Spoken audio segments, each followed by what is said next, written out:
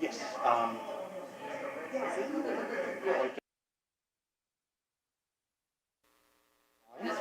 As far as the Google Maps, but I need to walk it in specifics. Yeah, that's what I'm saying. We're about to have elections. We didn't have one last time. So we have to figure out how to have it. So I kind of let it go because I thought we didn't already have any more finance. Yeah, I know. We've started, Well, anyway, but after this month, they should be on board, and they would like to I know. be present when you come, because we have a unique neighborhood. A lot of people don't understand the history of our neighborhood. I will wait for you, Pat. Single family, we own the pools, they're not owned by the city, we have, the bathrooms are not public. It's a little, it's got a, I've been there since 1970. It's got a lot of history. How you doing? And I've walked the people from Crest. How's it going? Happy 22. Oh, okay. So it's not just like looking at it and Google Maps. Okay. I normally bring a notepad everywhere with me, and I go, oh, there's going to be a sheet of paper.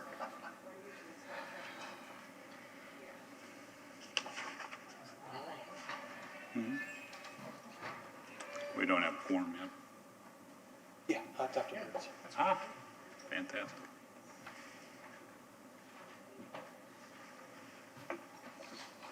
All right. I'd like to bring to order the January 13th, 2 o'clock meeting of the Public Art and Design Board for the City of Clearwater, and ask for, there's been a public request for board members to give their names and the organizations that you're representing. My name is Neil Strelo. I'm an urban planner and a longtime resident of the City of Clearwater. My name is Eric Seiler. I'm actually a resident of the City of Clearwater, and I'm a project manager and a mechanical engineer. My name is Jonathan Barnes. I teach at St. Pete College, and I'm a resident of Clearwater for about 11 years. Greg Bird. I teach at St. Petersburg College, creative writing, and have been a resident of Clearwater for about 30 years on and off. And I am Brianne Roberts. I'm a representative for the Clearwater Arts Alliance, and I've lived in Clearwater my entire life. Fantastic. We appreciate everybody having audience members today. I'd like to discuss item 2, approval. Let me make sure.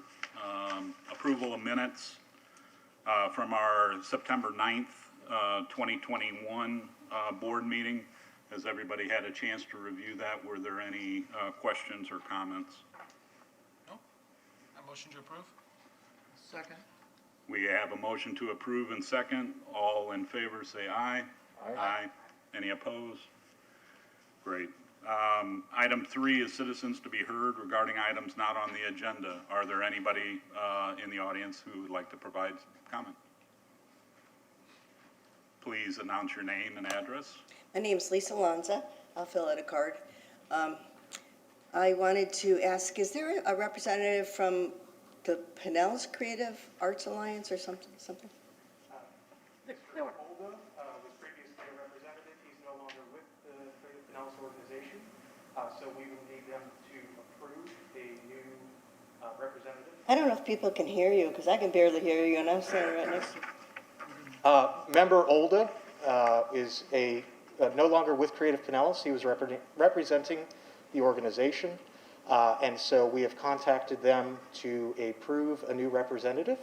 In the meantime, the CEO and COO have been invited to join us to keep up to speed, and so we just await their appointment of a representative.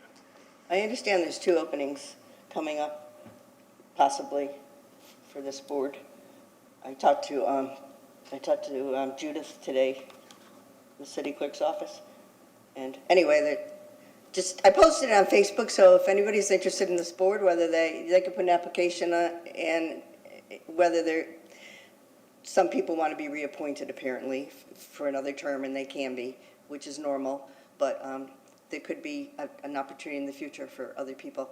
Okay, the We other thing. appreciate that. Thank you. The other thing is the Clyde Bouchard exhibit. Do you know who, how much that cost and who paid for it? I think I would look for Christopher to provide the information that he provided to you before the meeting. I just wanted the public to hear about I it. understand. The CRA trustees authorized up to $500,000 in expenses for the exhibition. It is to be on display for 3 years, and it is managed by the Community Redevelopment Association. CRA? Yes. Okay, and I brought a friend up from Miami. She's a pretty well-known artist, and she's also an environmentalist, and she leads Sierra Club outings. And we were surprised, there was no place to sign in, to say her name and what artist, St. Petersburg. So would you consider, maybe that's a CRA issue? This is managed by the CRA, and I would recommend that you contact them. Okay, thank you. Thank you for your time. Are there any other public comments? Seeing none, we'll move to item 4, new business items. 4.1, a review of the report on the arts and cultural initiatives for calendar year 22. Christopher. Well, good afternoon, Board. Happy New Year to you, 2022. I am Christopher Hubbard. I'm the Cultural Affairs Coordinator for the city.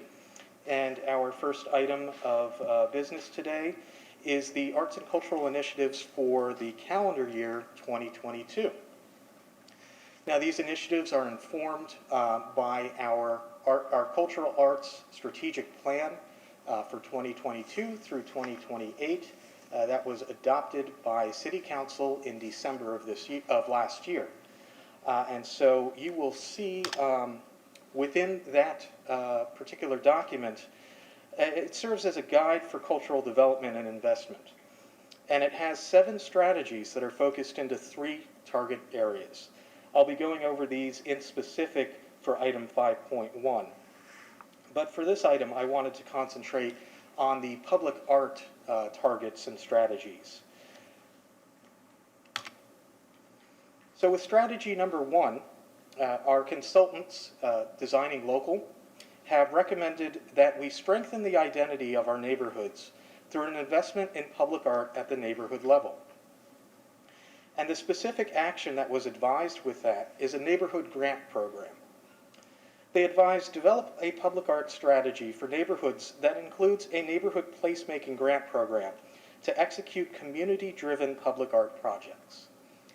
The idea behind this is to create inroads in our neighborhoods that do not have capital improvement project-based public artwork. To really spread the coverage into areas that we would call art deserts, very similar to the food desert idea of making sure that our residents have access to public art or arts and culture opportunities within their living space. That they would not need to get in a car to experience art, and that it would be within a mile radius, ideally, of where they live or work or congregate. And so through this placemaking grant program, it would be a partnership between the Public Art and Design Program and the Planning and Development's Neighborhoods Coordinator position. And we would share that with each other. We would run the grants similar to our cultural organization grants that we have provided in the past, such as with the Clearwater Arts Alliance and with FYE community partnerships. And so I will develop an application process so that neighborhood leaders can apply and that grant opportunities can be considered here by the Public Art Board. That's fantastic. Question is the intent on the grant program to have neighborhoods provide in-kind or matching, or is that to be developed? That'll be developed. I would say if they have an organization that has partnered with them, it would be ideal if that organization could in some way provide support to the neighborhood. If it's a neighborhood individually, we recognize that their resources may not be as expansive as an organization or the city itself. And so it could be done as a partnership level of a, non-restrictive grant to allow for the purchase of materials, payment of artists, and compensation for labor as well. Okay. Yeah, that would be great to have some options available in that as you develop. Yes, sir. I have a Okay. question, Chris, on that one. So one of the things is you mentioned the art deserts. Mhm. So have you, or will you identify kind of on a plan to show where those kind of sparse areas are that will be focuses of attention for that money can actually maybe kind of be a little bit more pushed towards those areas? Absolutely. I have a map that I'll display in item 5.1, and so that'll bring up a visual reference for Right it. on. Perfect. Thank you. Okay. All right. Action number 2 under strategy 1 is programming expansion to the neighborhoods. Extend the signal box assistance and the storm drain program to more neighborhoods. These programs should be expanded throughout the city, and the following steps should be taken. Number 1, develop a comprehensive storm drain and signal box inventory so that we'll have an idea of which areas are available and which areas have been enhanced already. And number 2, determine a prioritization schedule for program rollout that encompasses at least 3 to 5 neighborhoods annually. And so that will allow us to begin getting into the neighborhoods, ensuring that they have art investments that can exist at the storm drain level in the least, going up to the signal boxes, and then hopefully also including some form of public artwork, and if not a physical representation of public art, programming in their neighborhood that would be available through the recreation centers and libraries that stimulates the arts and culture for the residents of those areas. A question on this one, Christopher. Do I recall that these are city facilities only, city roadways only, city signal boxes? We have worked with the county and the DOT to work with the Clearwater Arts Alliance that allow them access to enhance the signal boxes on State, non-city county. owned Okay. properties. We are in the process of completing a community aesthetic feature application for the DOT. Okay. What they've asked is retroactively for a lot of projects that have been done in the past to bring them into compliance with their New basically codes and standards. But it is an application that they have said they are eager to approve, so it's just a matter of getting it done and out to them. We have the support of our Traffic Operations Division as well as the Clearwater Arts Alliance in doing that. Thank you so much. Any other questions on this action? Okay, strategy 2. Expand funding for public art through reinstating the % for art in private development ordinance. This is a big push that we've had over the years. We finally have gotten some traction through a lot of community effort. And so action number 1 is to reinstate the public art in private development ordinance. Reinstate it requiring a dedication of 1% of the total project budget of all private development projects to include public art. This requirement applies to all private development projects exceeding 6 units, including new construction or the renovation or improvement of an existing building by 50%. So that would very well bring our program back into operation within the public-private partnership side of things. This has been presented to the City Council. Our city attorney is going to speak with our council members each individually to see how, or rather what their feeling is as far as how much exposure or incentive they would like to offer. But there has been a positive response in bringing this ordinance back into operation in one fashion or another. And so things are moving along. My next steps personally are to follow up with the city attorney, see what the result of his conversations have been, and then formulate our strategy for reinstating the ordinance based on that information. Fantastic. Is that exceeding 6 units? That's 6 figures? 6 units as far as if it's a development project for housing, more than 6 units there. Our original threshold was $5 million for private development. We've removed that monetary threshold and have allowed it to apply to basically significant projects architecturally throughout the city. Makes sense. And that looks to be keyed to residential, Yes. not commercial development. Commercial as well. This would be units of any kind of nature, so if it's a strip mall and it has 6 stalls, if there's more than 6, that would qualify it. Okay, typically that is either a gross square foot or an FAR versus a unit. Okay.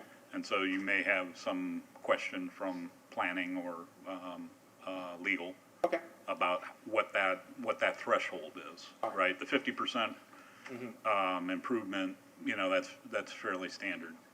But you may, I'm reading this as keyed toward residential development, and non-residential is usually a floor area ratio or you know, building of a certain size. Okay. The term units can get very creative from a developer's point of view. Yes. I have 1 unit with I a bunch of remember- doors on it. Years ago, when we first instated the ordinance, there was a development project that thought it was related entirely to the building permits and not the overall project. And so they took the roof off their building from one permit and put it on another permit, thinking that that would get them below the ordinance. But, you know, Yeah. they're creative and, you know, good to them for trying. Yeah, agree. Right. Thank you. That's a You're good one. Okay. Strategy 3, invest in iconic public art and strategic locations to bolster the public art experience. Action 1 is related directly to Imagine Clearwater and Coachman Park. Develop a public art experience through a strategic planning exercise to impact the updated park. 2 strategies should be considered for this planning exercise. 1, an iconic large-scale public art piece by a nationally recognized artist. And 2, an annually rotating exhibition of medium to large-scale sculpture. Every other year, the city should commission a piece of sculpture as a permanent addition to the wall, or purchase a popular piece from the rotating exhibition. This would increase the city's holdings in public art and also provide a extension of the rotating program success we've had with Sculpture 360 on Cleveland Street. Notably, that is going into its 11th season. The years or exhibition terms have gotten beyond 1 year. They're about a year and a half now. But it has been successfully run for 11 seasons, which would be our 33rd public art installation downtown. If I can bring up of note, this would be a strategic planning exercise, very much like a group charrette or a public town hall that would be open to the public to participate, very similar to what we did for the downtown boat slips, information gathering and visioning sessions that allowed us to have data and information that would inform a call to artist, the development, and the selection of artwork for that site. Oh, so these would be different than the Sculpture 360, because Sculpture 360 is already existing pieces, correct? And these would be pieces that are specifically, even the rotating exhibits would be specifically created for Imagine Clearwater? So item number 1 will be specifically created only for Imagine Clearwater. Item 2 gives us the flexibility to allow for existing work. It depends on if essentially the market of sculptors is creating at that time, what inventory they have, or if they're creating new pieces that we could work with them on having something more specific to Clearwater.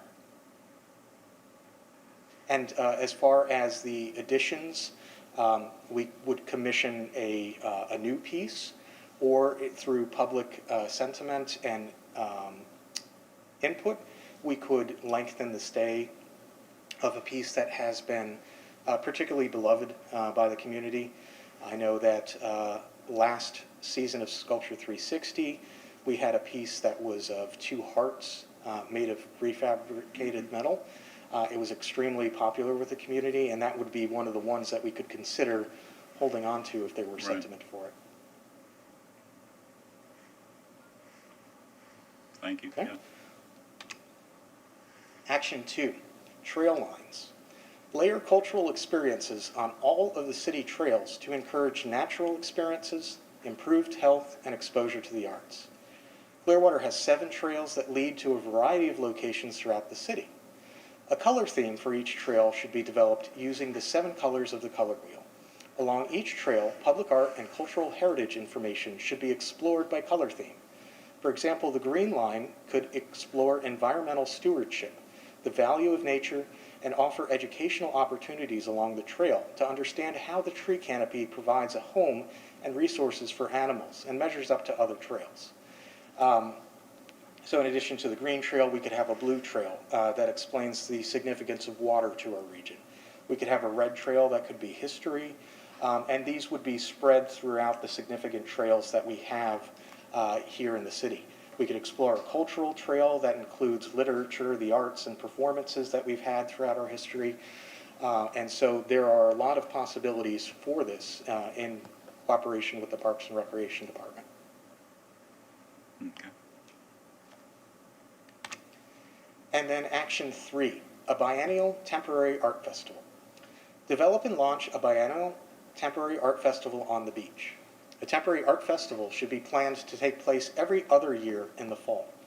Special attention should be paid to developing a theme of the festival that is unlike anything in the region, as well as the state. Building an audience through casting a unique vision and artistic movement is critical to the festival's success. Installations at the festival should be interactive, forging connections between the artwork and the viewer. The festival should be immersive, causing attendees to want to stay longer than anticipated and plan to come back year after year. The festival should be ticketed to cover the production costs and to support the work of the public art and design program. And so, in investigating these, looking at existing arts festivals in the Southeast region, I would even go beyond just our state, but looking for something that has not been tapped into yet in our area. Maybe that's inflatables, maybe that's light, maybe it's a combination of different styles of artwork, but having it centered in the beach would be providing access to a captive audience, essentially. As people and tourists frequent our beach the most, we would be able to essentially insert arts and culture into their vacation and allow them to experience something new and innovative for Clearwater.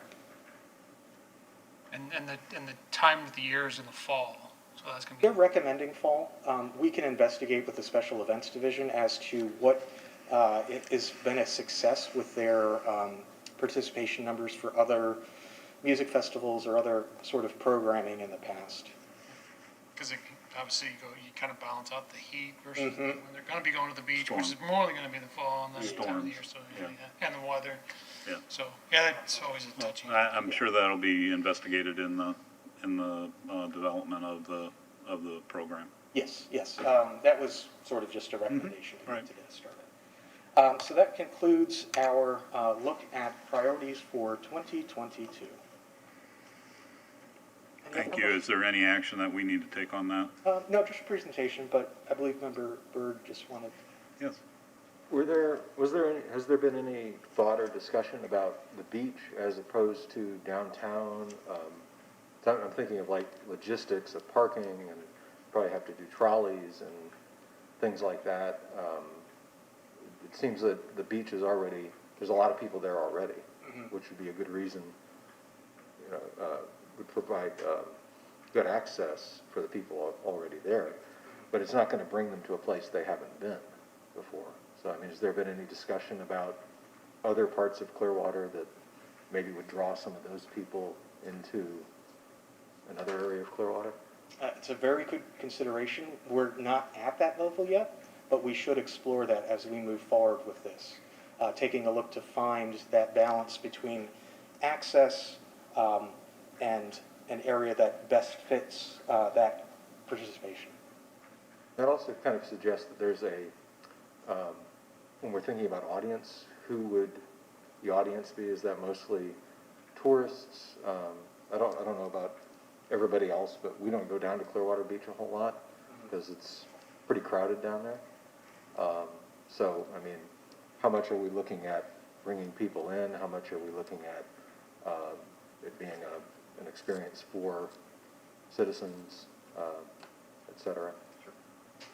So, I will add that to our review, essentially interfacing with our Special Events Division and the CRA, who would know sort of the best data that could inform us as to where we look to invest in that organization.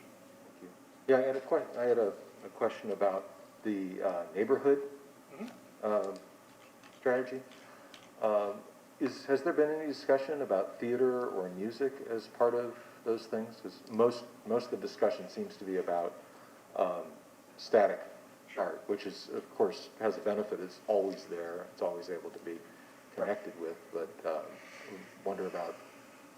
Within the neighborhood grant program, that would be more focused on static. However, in Action 2, the programming expansion into the neighborhoods, that could cover a lot of the cultural, performative, and ephemeral arts to allow for support for a variety of different applications at city facilities that people could participate in, be it performance, theater, literature, music, a variety of different things.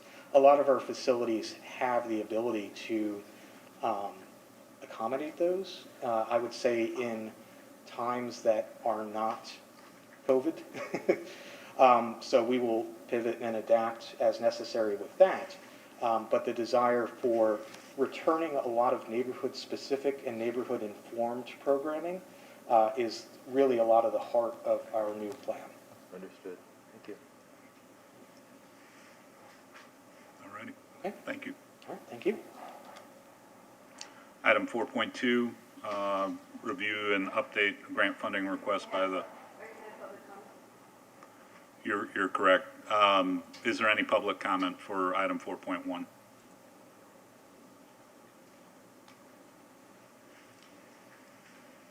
Hi, my name's Lisa Lanza. That was a lot of information. It would have been nice to have broken it down or something. Where does the input come? I saw the presentation, but who developed it? And where do you get how do you bring all that information together? I normally, when a public person comes up here, they don't get their questions answered. Mm-hmm. So you just kind of put them out there. Right. And then hopefully. If we have the information, we'd love to provide it. Normally they don't. I can try to answer. Oh, okay, that'd be great if you did. Yeah, there were, was it last year or the year before, there were several focus groups that were conducted. They were primarily conducted over, like Zoom, over the computer because we were in the middle of a pandemic. I participated in one of them, and it was really interesting. We were able to talk with the consultants. The consultants were here for one of the meetings, and we were able to have a nice dialogue with them. I think we also met with them virtually. I don't remember. But yeah, there was a lot of input solicited. Were they public meetings? Were they noticed? Yeah. Oh, okay. Yep. So it was your regular meeting? Some of them were. Others were specialized. Yeah, the focus groups were scheduled. There were times you could sign up for. I think the one I attended, it was about 10 in the morning. Did more than one member of this board attend the focus groups? I did. Well, you were one. The other people. Only one attended? Because, if more than one board member attends, you have to have an agenda, minutes, and all that stuff. Thank you. Yeah, I mean, because there's a lot of information there, and I mean, I'm not even going to attempt to comment on it, but I'm sure that, anybody who's watching, they're probably got lots of thoughts. And is it too late to provide input? Has it been adopted? Does the city council have to adopt it? The city council adopted it in December. However, it is a living document that's responsive to the needs of our community. So if community members have direct needs or specific ideas, they're always welcome to email or phone me. My phone number is 727-562-4067. And my email is Christopher Hubbard, H-U-B as in boy, B as in boy, A-R-D, @myclearwater.com. So that's Christopher.Hubbard@myclearwater.com. Okay, are you going to put the map up that we discussed? Yes, I will put that up on When item the 5.1. agenda item Is that a comes up. different, I'm sorry, but this is comments, not questions. I know, I was trying to say that, but this is great that the board's allowing it. I mean, that's wonderful. Okay. Thank you. Okay, well, comment is that I don't know if the plan you're going to bring up with the map is the same plan as the one you just discussed, or if they're two separate plans. So I don't know, but, Well, when item 5.1 comes up, you can review that. okay, thanks. Thank you. Well, I want to, Thank you. I can ask the question. Thank But I you. won't get an answer. Thank you. Item 4.2, review of the funding grant request by Clearwater Historical Society for the mural.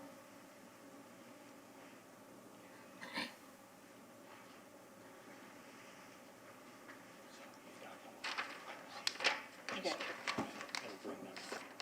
You may want to summarize them. Okay. Okay. Okay, so I came in, actually last. Please, Oh, for the sorry, record. Allison Dolan, President of the Clearwater Historical Society. I think in my head I've already told you this, so it's okay.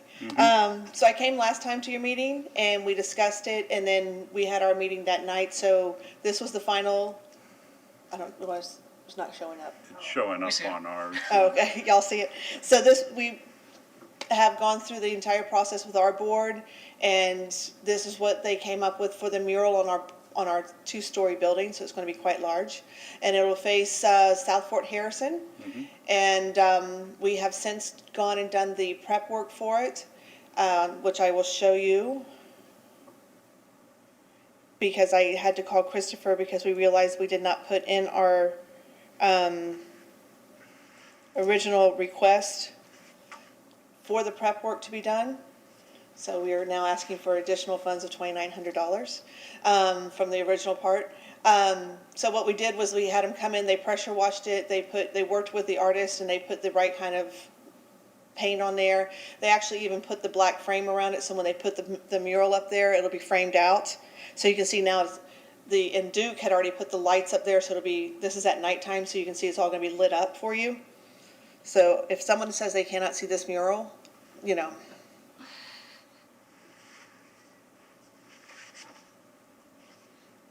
So this is what it'll look like up on the wall. So we took historic figures throughout the Clearwater's history. This was fairly consistent with what was shown previously. Before. We Right. just kind of made the only thing we added was the gladiolas. Right. And the citrus. We had some citrus on there, but we, made them a little bit larger. And I think at one time we had the boat in there, we took the fishing out because it just kind of made it too busy. That was Okay. So the request before us today, Christopher? Your funding amount, Alice? originally it was, yes, it'll be $12,900. And the Historical Society there, I recall seeing in the minutes, had some matching dollars or some contributing dollars toward this. Yes, sir. And what was that? Well, no, we have none. We've paid up front, the artist and everything. This will Okay, be and what, reimbursed. and to what level was that? I We think have paid 2/3 of the money so far. the total number. 6,000? Okay. That's what your contribution is coming forward? Yes. Yeah, right. So I think is there any, I appreciate it, is there any public comment to this item? I'm looking for a motion from, I'll make a public comment. I think it. one moment. Oh. Yes, Pat? She said it was going to be a reimbursement, and then you said it's a contribution. Is there a contribution 6,000, or are you? No. They are seeking $12,900 in grant source from us. And they have expended 6,000. up to $6,000 that would be part of that project. That's what I was trying to ascertain. Thank you so much. Yeah. Yes, any public comment? My name's Lisa Lons. I just want to say this is a wonderful project, and I'm sure everyone in Clearwater will appreciate it and look forward to seeing it. Well, thanks. It's beautiful. Thank you. So we're looking for a motion to approve? Yes. So I'll motion to approve? I'll second. We have a motion and a second. All those in favor say aye. Aye. Any opposed? Hearing none, so moved. Thank you so much. Thank you. Item 4.3, review of grant funding request to the Clearwater Arts Alliance for expansion of the Thinking Outside the Box signal wrap program, box wrap program.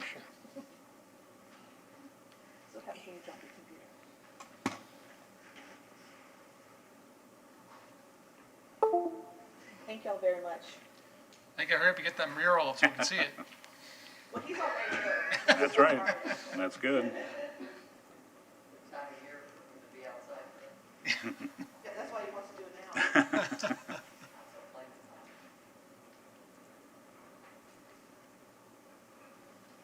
You have to tell me how. Okay, great. Good afternoon. My name is Beth Daniels, and I'm the Vice President of the Clearwater Arts Alliance. I've been a practicing lawyer here in Clearwater with my same firm for 42 years, so kind of know my way around this town a little bit. But we're here on behalf of the Clearwater Arts Alliance. You may recall about 2.5 years ago, we came and sought some funding which would come from your discretionary fund, where there were monies gathered by the Public Arts Ordinance, but not expended on a site-specific place. So there were some aggregated funds there. And we have been doing these art-wrapped signal boxes all over town for, I think we're about on year 6 or 7. I think the very first prototype we did is across right at the Capitol Theater, and it's been in place about 7 years now. So what our idea was to take that concept out into neighborhoods that don't have too many art amenities and to collaborate with specific neighborhoods, HOA groups, et cetera, to come up with designs that were specific. Previous to that, all our projects had been where we found already created artistic images that were bright and colorful or abstract, not making political comment or whatever, but just something that would be suitable and bright and colorful and make a beautification effort to the boxes. So we did that project, and let's see, forward, bounce. I'm going to go through this really quickly because this is sort of the history of Arts Alliance and when we were formed, which we're a little over 20 years now. And part of the city's cultural affairs formation was to start a 501c3 organization that could help further the efforts the city itself was making. So we did that, and our mission is to collaborate and advocate and bring visibility to the arts in our community. We have done quite a bit with encouraging public art installations of all kinds of natures. And we pointed out that our organization was very active in the enactment of the very first cultural plan, which now, 20 years later, as Christopher just outlined very beautifully for you, has a newly revised and updated plan taking into consideration, what's occurred in the last 20 years, where we are now, and looking forward. After that plan was enacted, we also supported the creation of the Public Arts Ordinance, which is basically the law that creates the funding, which you all get to then assign where that funding goes.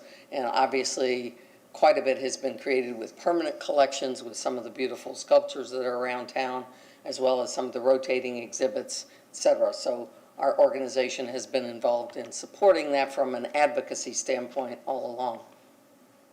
And then some of the projects, if you're not familiar, that we ourselves have done as the Arts Alliance are the Pianos in Pinellas, which was quite a public-facing program that a lot of people enjoyed. We have developed a private developer public art guide, which actually, if this new phase of going back into having that in the ordinance, will be even more helpful because it really shows developers the many ways in which they can incorporate public art in their developments. So hopefully that was something that we worked on, and that can be a real resource as we go forward. We are displaying art in the parking garage cabinets. We have done the Thinking Outside the Box, which is our signal box program. We're now up to, I think, 31 boxes at my last count. And now we are doing monthly docent-guided public art walks. Those are all in the downtown area. We've been doing those for over a year. I have tried several times to get this board to take a tour as a group. I so far have not succeeded in finding a date that you guys find acceptable, but I'm out there still offering that. So, but as you may know, it is becoming more known and more popular, and more people are being taken around to enjoy what is out there. The Thinking Outside the Box, you're familiar with the art wrap signal boxes. We've done several phases, and all 1, 2, 3, and 4 were all done through our own and with some city assistance. Phase 5 was actually a phase that we did with you all's support with the Public Art and Design Board, and we successfully completed 6 boxes for 6 separate neighborhoods. They were all areas, with the exception of the beach, which has some fair amount of artistic installations out there, but the other 5 were really areas lacking in public art. I gave you these little pictures today just to show the front one particularly shows after that box was dedicated, that neighborhood came together with quite a nice showing of their residents and their board to sort of have like an unveiling event. So these things have not only resulted in a permanent structure, but there has been interaction and collaboration with the neighborhoods and residents being involved in the process.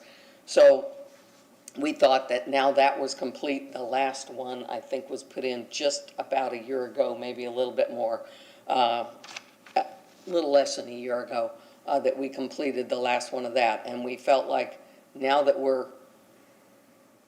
the new plan is in, it would be a good time to ask for, in essence, kind of another tranche, almost a reiteration of the same concept, but to reach out again to 6 neighborhoods that are particularly lacking in art amenities. This is an overview of the 6 that were produced during the last phase that you all funded. And actually, we got 1 extra because the beach was so excited about the turtle design. That's the upper left, the nesting sea turtle, that they, out of their own funds, put a second installation. So we have 1 on North Clearwater Beach and 1 on South Clearwater Beach. So sometimes just getting in there and getting involved gets people enthused. And so there was kind of a little extra gift that came from it besides your funds. And they put in their own. So that was the result of that. And this is our new request for 2022. We're asking for there's a slight change. It was $1,500 per wrapped box 2 years ago. We're suggesting that it be $1,750 because the artist component was $500, and working and collaborating with neighborhood groups where they keep going back and forth with what design do you want and what would maybe historically work with our neighborhood, it's a rather lengthy process, and we figured the artists have been struggling enough during the pandemic with jobs canceled and fairs canceled and this, that, and the other, that their piece of it should be increased a little. So we know that it is very close to $1,000 in terms of the actual installation cost. All the coordination time and cost is essentially all volunteer, because that's basically me and people at the Arts Alliance doing all the behind the scenes to put the artists in touch with the neighborhoods, to have the neighborhoods meet, to have them come up with designs, to get the installation done, and that's hours and hours of work on that end.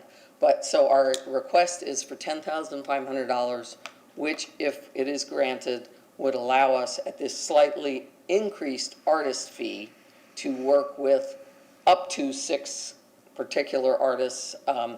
It could, in our past one, we had, I think 5 or 6 artists suggested 4 were selected by the neighborhoods. 2 artists did 2 projects, just because the neighborhoods liked their work the best and that's who they worked with. But our goal would be to make it available to a new set of artists, albeit local, but make more local artists have opportunities through this. So that would be our proposal to you today, would be to basically do chapter 2 of what was successful 2 years ago and launch into, with Christopher and the neighborhood coordinators' help, because that's a whole department, to identify where those neighborhoods that are most lacking could be found, and then try to marry them up with artists. And that was particularly fun about this was each one of the designs was unique to the neighborhood, and the neighbors had an input into that design, rather than just, it's pretty, it's there, and it looks a lot better than a gray steel box. But in this case, some were historical, some were more abstract or conceptual, but in each case they were something that the neighborhood and the residents contributed to the ideas on. So that's our proposal.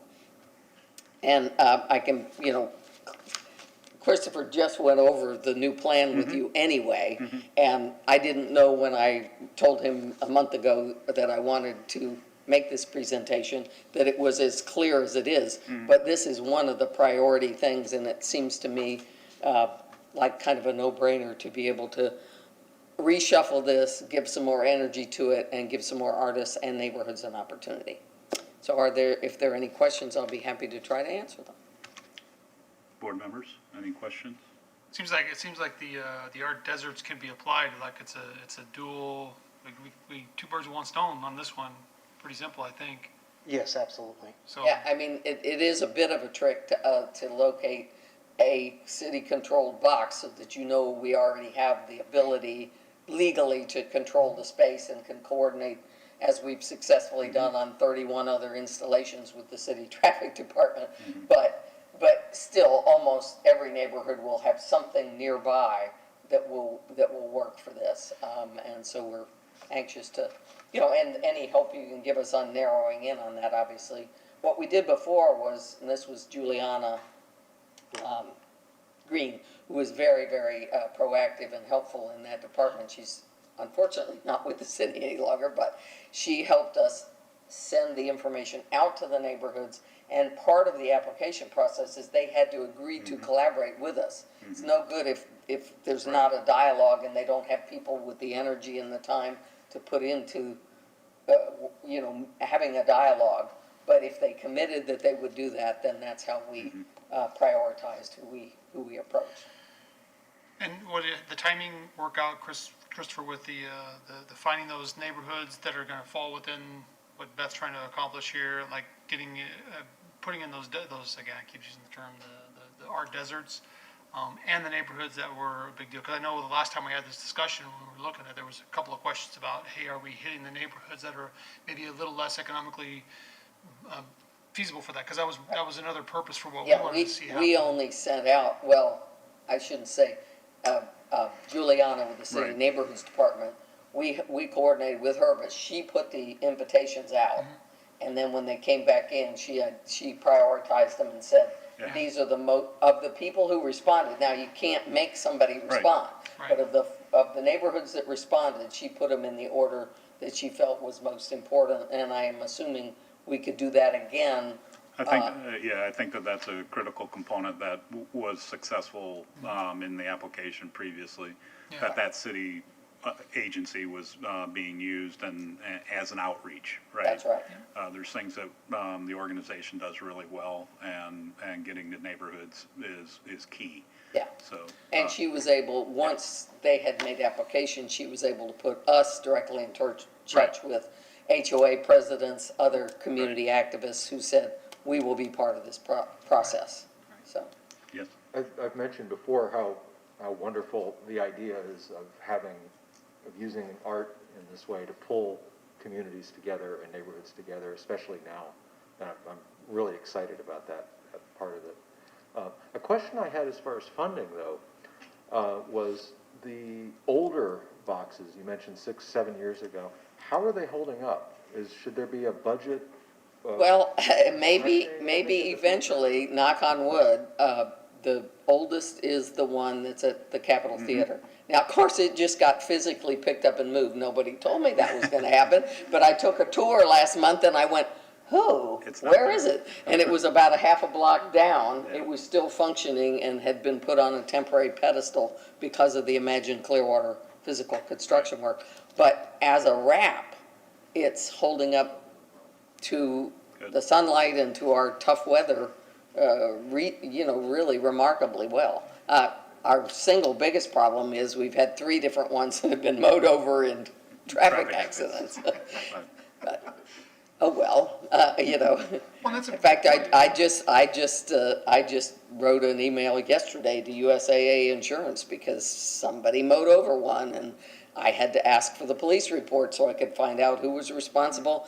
And we have gotten money from the insurance companies adequate enough to reinstall the Right. wrapping. That's good. Now, sometimes there's been a delay. Obviously, the city had to cart away the old box, and it might be months before they put a new one in.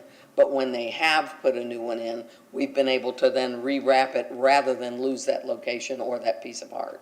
So, because it's digital, the way it's saved, so it's been kind of interesting. I didn't think about that when we started this, but I have learned. Any other questions? Yes, Christopher? I just want to put in, the Alliance really did their homework Yeah. when they were selecting the materials, and they found a very professional installer that puts it in per spec, so we can get a very long lifespan out of these, barring any vehicular accidents. Smashing, they can't prevent, but Right. holding up to our weather so far has been very good.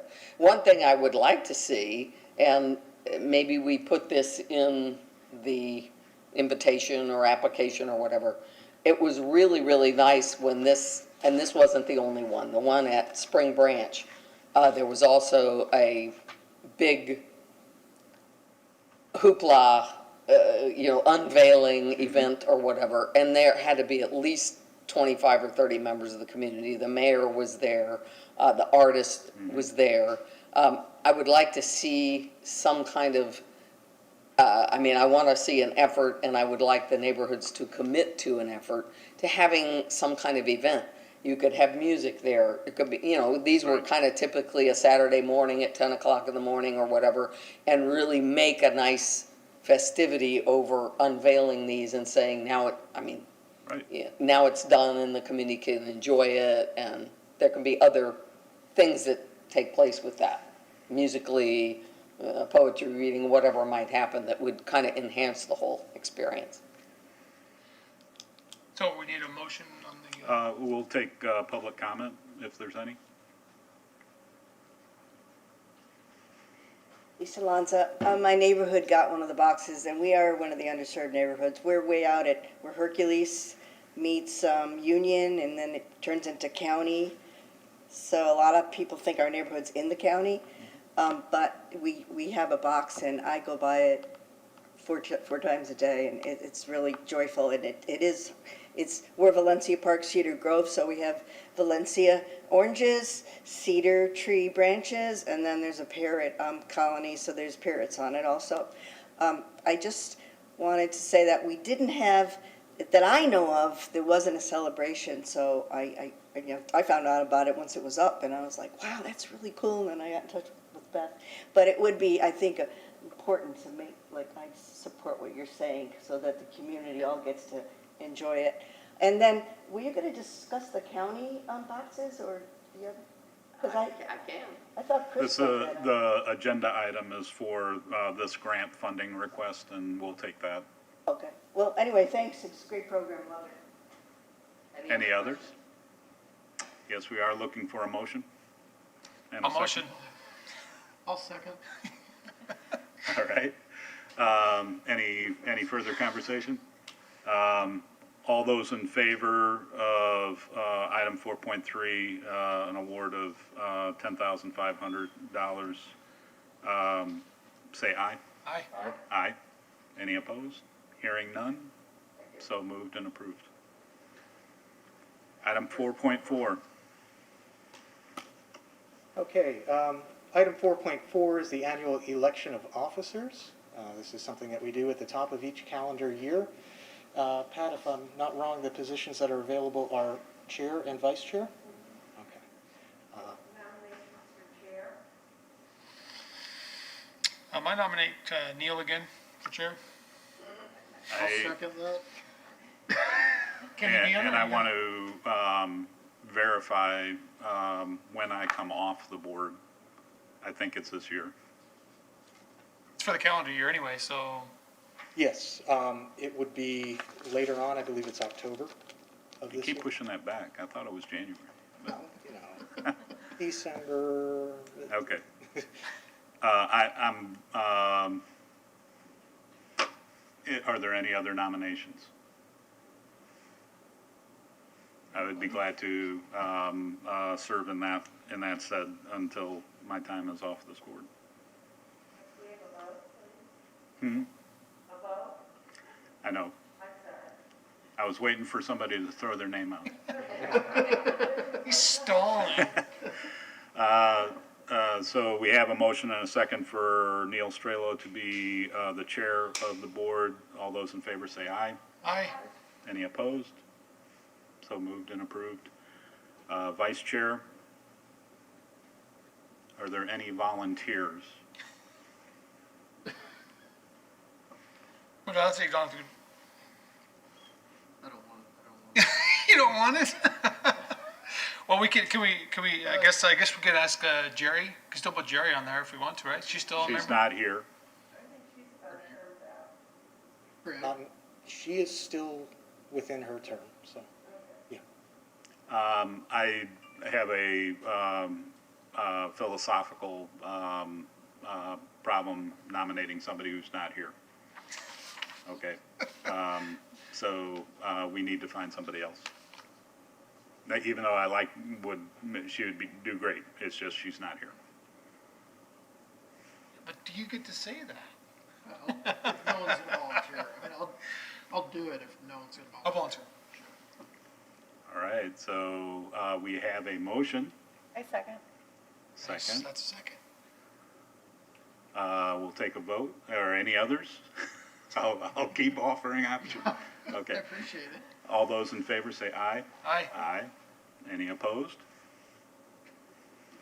Congratulations, you can It's stand the gavel when he passed. doesn't It's show still up. passed.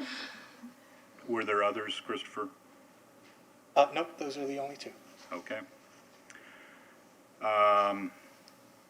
Item 5, old business items, 5.1, review and update of the status of the cultural arts strategic plan. Okay. And so, since the last time we've met, the city council has met and voted to adopt the cultural arts strategic plan ordinance. One of the things that I did want to bring up within the ordinance is the proliferation of public art throughout the city. This is the map that was mentioned earlier in our meeting. And so, if you look, the existing capital improvement-based public art commissions are in purple. The active future capital improvement projects are in orange. I recognize it's a little difficult to see them. One of them is on North Clearwater Beach. That is Fire Station 46. The other is Fire Station 47. That's located sort of the center of the city along Gulf to Bay, near where it says the Home Depot. And then there is another far to the northeast that's, for whatever reason, not coming up on my map. That is Police Substation 3. That is at Countryside and the intersection of McMullen Booth and 580. And so, as you can see with this overlay, and this will be utilized to also include the storm drains and the signal boxes as well, once we create our inventory to see how art has worked its way into our community.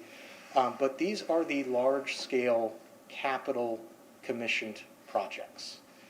And so, as you can see, towards the middle of the city, really, if you're using Crest Lake Park as our central point on Gulf to Bay, 3 miles up and about 2 miles down There's quite a area that does not or has not been touched by a capital improvement project commission piece of artwork. Now, we do have a lot of signal boxes and storm drain murals in those areas. However, at this period of time, the city does not have any capital projects. So these are areas that we can focus on with our neighborhood program, with our storm drain, and then our partnership with the Clearwater Arts Alliance to initiate new projects in these neighborhoods, working with the neighborhood associations and working with the recreation centers and libraries in these communities to begin bringing both static artwork in the form of commissions, in the form of signal boxes and storm drains, but also performative-based and ephemeral artwork at our city locations within these neighborhoods as well. So, I had a couple questions or observation. Crest Lake Park installation? yes, I was actually out there earlier today. Well, I mean, is that should it be on this That map? should be on there. That Okay, it is is a some- capital project, It's right? an orange capital project. Okay, That is all right. one that I was not able to get on there. Okay. But that is just to the west of the fire station 40. And this is encapsulating all projects to date or a certain time horizon? Or- This is all projects to date. Okay, all right. Maine Obelisk at State Road 60, was that That- something special or? No, that was a decorative element of streetscape Okay, phase okay. 2. Okay. I would just advise that at some point, if we could get the inventory included in the city's GIS system, it would be ideal. That way, it takes on a life beyond us, that it's part of the physical inventory of the city, and it's known to all who are working in the city. Yes, that's a very good recommendation. I wanted to bring up just another point that your question popped in my mind about the updated cultural arts strategic plan, is that an overhaul of our website is in the works as well. Okay. That includes both cultural affairs, sister cities, and public art. The website will be made more user-friendly. The UI or user interface will be made much more clickable, if you will. Okay. And so you won't have to dig through multiple layers Okay. to find the information that you need. We will have a public art hub that includes information from our current and future programs, as well as a link. We're going to start employing the Pixel Sticks program. Yeah. That is a QR code-based label and application that will direct a viewer of an artwork to a specifically designed web page for that art piece. It's one thing that we're going to roll out with Crest Lake Park so that we can include both the artist's information, but also sort of nature or biological information about the animals that are featured for those exhibits. Also, we want to make sure that the website is a resource for our local artists to be able to use to connect with projects and to connect with each other as well. We want to feature a partners directory of organizations that partner with the city for cultural initiatives, as well as a cultural arts asset inventory, performing arts locations, schools, galleries, and studios within the city. So we definitely want to support our infrastructure, both organizational and individual, to show off and be proud of the artists and organizations that live and work here in Clearwater. Fantastic, we really appreciate that. Good progress. Is it appropriate to ask questions about where things are not going on at this point, or would that be more of an input in a different? I mean, it certainly can inform how we proceed. So I think, a question would be, As I was looking at this, and I was thinking about pretty close to my neighborhood, up on Kings Highway, north of Crest Lake Park, you can see right in there. There are two schools there. Kings Highway Elementary and Sandy Lane, right across the street from each other, and very close to there, an art center as well. And I noticed that would actually be a really fantastic area to have more art, because there are students there, there are parents there in that area all the time, but there's not a whole lot going there. And I wonder if, has the committee thought about schools as hubs and areas, or I'm wondering what the thinking is behind some of that. so in part of my secondary role as just cultural coordinator, I'm working with Sandy Lane Elementary to establish a connection with them to serve as sort of an arts hub out there, and exhibit also some work by students at the Municipal Services Building.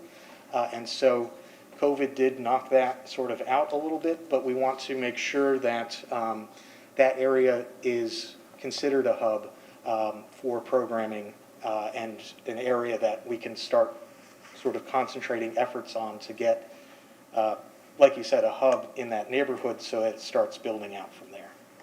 Yeah, I think that's a strong recommendation, and part of the reason that I was asking about the inventory living in the city GIS website in that program is you can start layering in the trails, the networks, the sidewalks, the schools, the libraries, and and when Christopher starts looking at these desert areas, there's a lot of resources in our community, and you start seeing the pattern, and obviously from the exhibit there are big voids, and it helps a team determine where the best locations are at, and then certainly with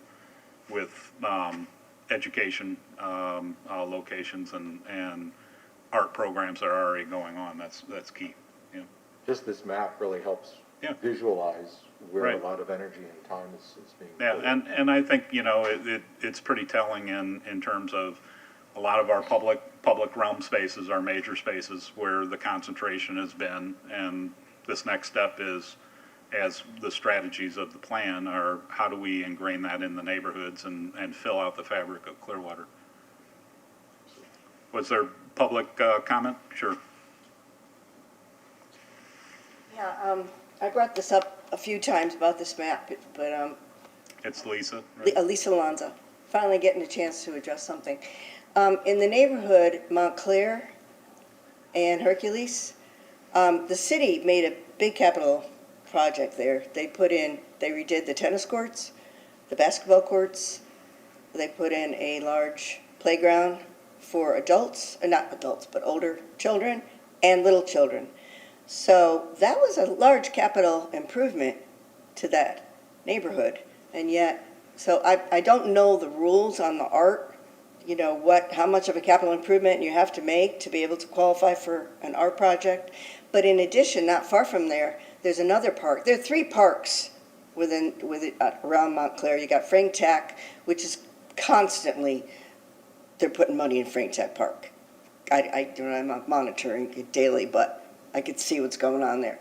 And then you've got Montclair Park, which is on Montclair, just east of Keene, and they've done projects there. I just drive by it every day, but our park, Valencia Park, they did a major capital improvement there. So what's the rule on how much money has to be expended to qualify for an art project, an art exhibit? Christopher, $500,000? I believe it. excuse me, Christopher, if you'll answer the question, please. Yes. Thank you. So the ordinance for city capital improvement projects, the threshold is $500,000 per individual project. That excludes utilities, below-grade improvements, street resurfacing, wastewater treatment plants, etc. However, that is just related to the hard construction costs exceeding $500,000 in value. Thank you. Yes, Ms. Daniels? My question was just, on the map, was just whether that also included the CRA murals, because they have been significant and are in the community. I didn't know if either that was represented on the map or would be in your inventory guide, because I think that's important to have a sense of where those are too, because they have been major investments.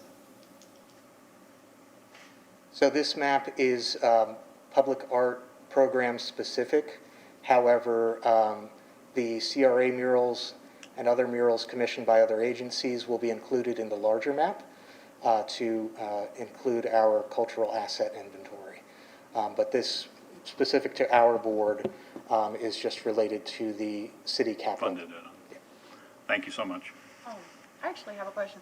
As far as getting some of the neighborhoods involved for the art deserts, this is kind of going back to the CAA Signal Box program. Some of the neighborhoods that would benefit the most from having some kind of public art may not have neighborhood representatives. Is there, in the cultural strategic plan, is there anything to help these neighborhoods develop something so that they feel like they have more of a say? Because they may not know where to start. In doing something like that, is there going to be like public programs available so that they can learn how they can start something like that, just to be more heard? Because I don't want some of the neighborhoods to be left out if they don't have neighbors that are already active. That's a very good question. The intent is to have that be part of the partnership between Cultural Affairs and the Neighborhoods Coordinator to provide that level of support, but also identifying to the community that resources, either through the city or through our arts support agencies and partners, are out there. But right now, the Neighborhoods Coordinator position is vacant.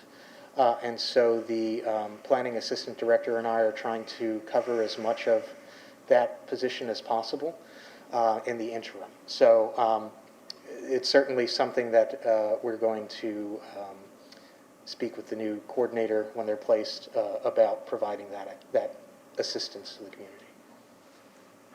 What's the relationship, I guess this is a question for Christopher, of infrastructure in a particular area or a particular neighborhood with art that may be brought to that area? I'm thinking of, let's say we get a Clearwater Art Alliance comes up with an idea for a mural in a particular area.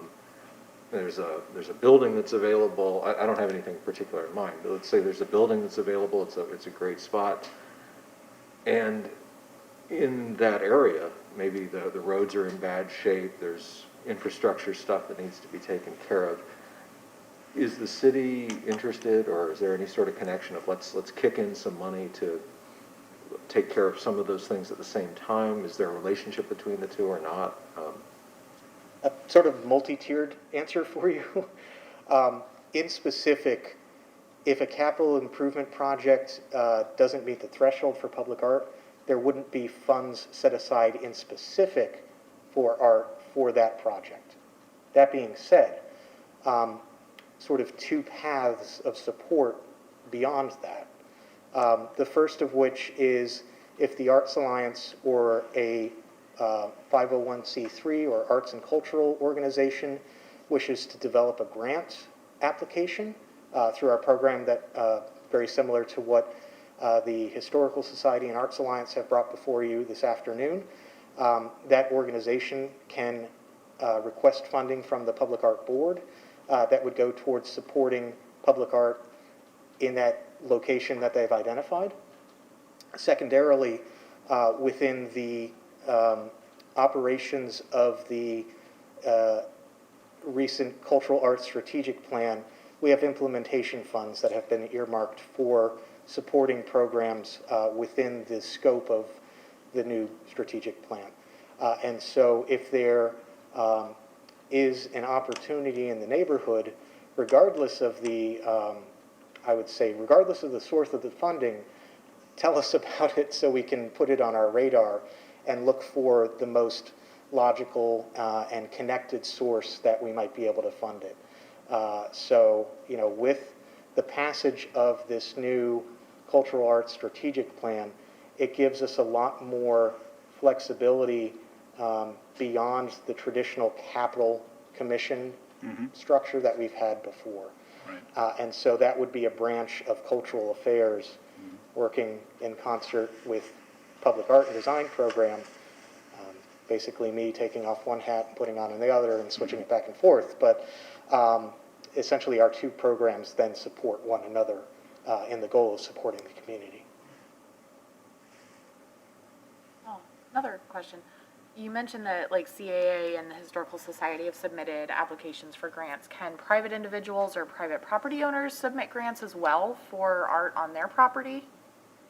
Or is that kind of a different area? It's a little trickier giving funds to an individual, you know, without a specific 501c3 organization registered that's tied to it. The CRA, if there are individual businesses or individuals that live within the CRA, they do have some grant fund programs for specific improvements to properties. It's something that I can investigate with them, but they do have different funding mechanisms than we do as far as being able to fund individuals and businesses. And so that's a kind of a CRA legal and finance question.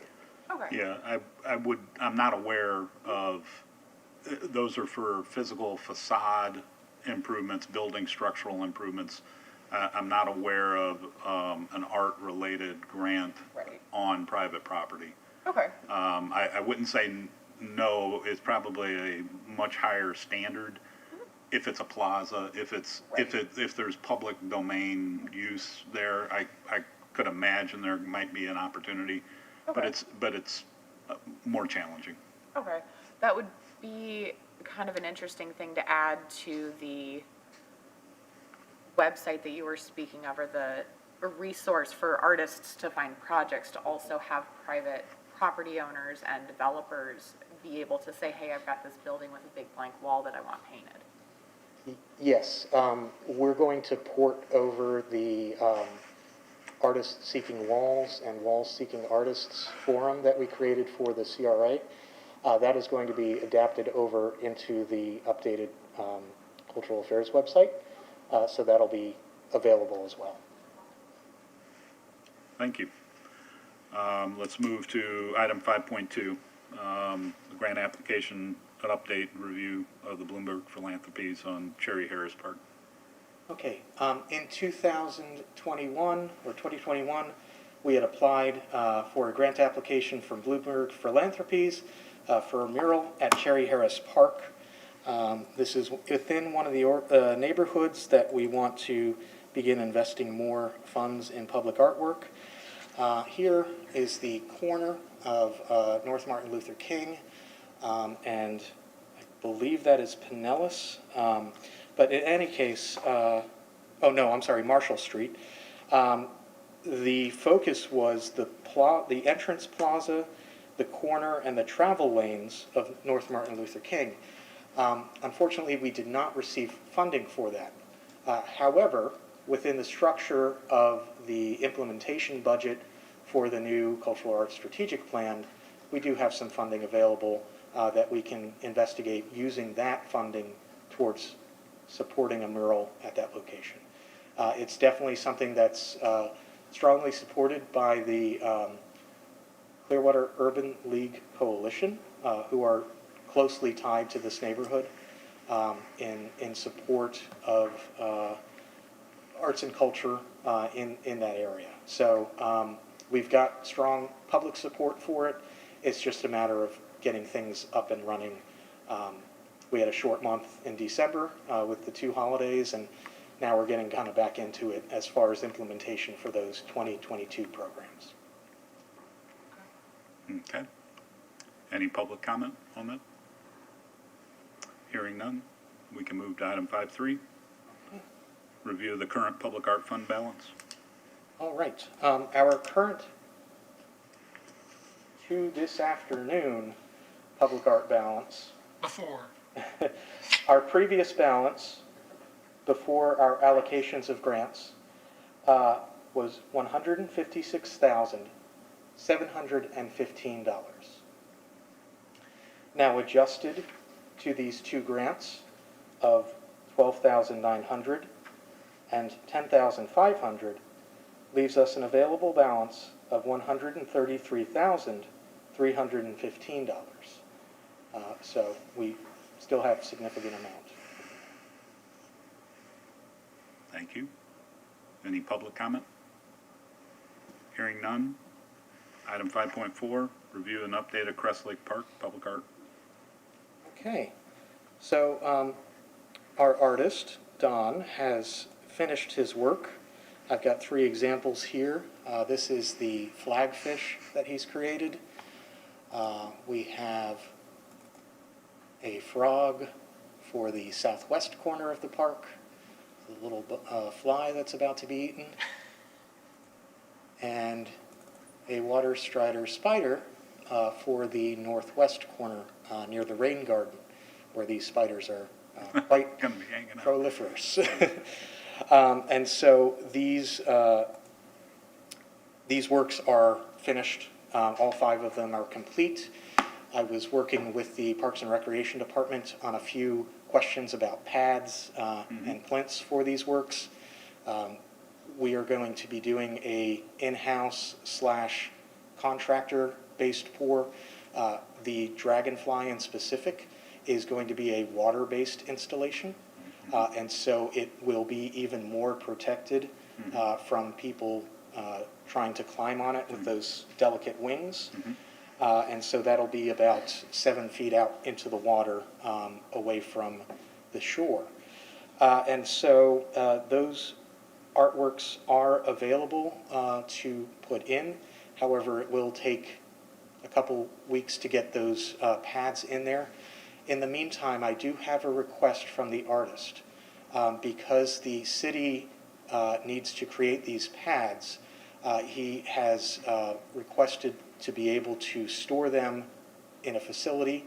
The cost of that for the, basically from now till we get the pads in, is approximately $600. Okay. And so that would be a request to draw from the Public Art Fund, since it is a city incursion, essentially.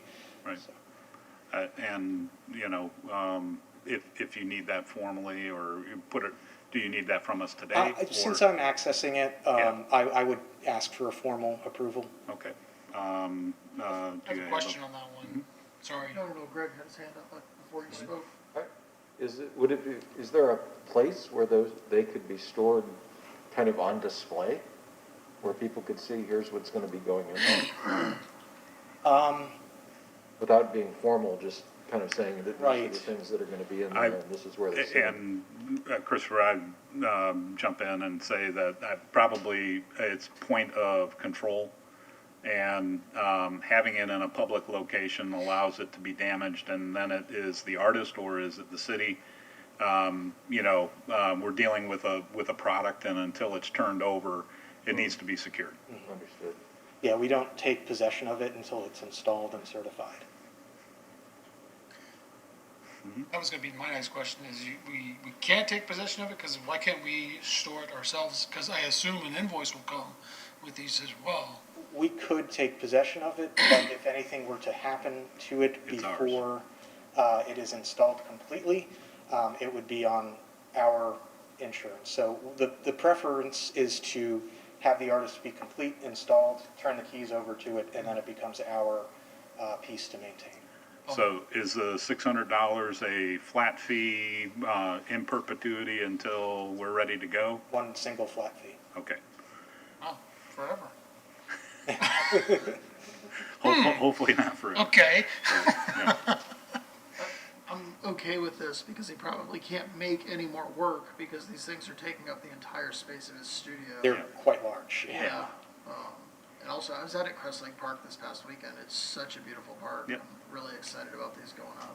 That'll be cool. Yeah. So do we have a I'll make motion a and motion to- a second? Second. All in favor, say aye. Aye. Any opposed? Hearing none, so moved and approved. Okay, thank you very much. Items 5.5 and 5.6, I can Sure. update you rather quickly.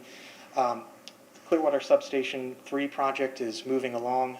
If you've been in the area, you can see the modular walls are starting to go up on the facility. And so it's important that we, and I will work to convene the selection panel by the end of this month, so we can take action on that site. Okay. Any public discussion? Seeing none? You don't need any actions on those, right? Nope, just updates. Okay. Item 6, Director's Report. Did you have? Let me just do item 5.6. Oh, okay. The Fire Station 46 Public Art Project, we've reissued the call to artists to include more expansive kind of applications at the site, both the under overhang area, as well as different iterations of accessible sculpture on the street side of the project. And so we will convene the selection panel for that in February. I should have highlighted that one. I do appreciate you re-looking at that. You are very welcome. And I'm very hopeful that we'll get some good responses. I think we will. Any other questions, comments? All right.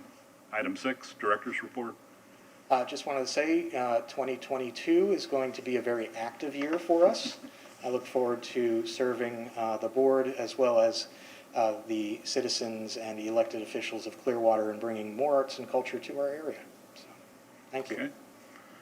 Item 7, board members to be heard. Any items? Let's just say thank Christopher for all your work. It's been a pleasure. Thank you You're very here. much. Continues to be a pleasure, actually. Great to have you back. Thank Yeah, still. you. Yes. It's Still this here. pandemic, you know, it's, Right. time is blurring, It, you know. You definitely, for sure. Any other items for the board? Hearing none, we are adjourned. Thank you Thank so you all. much, everyone.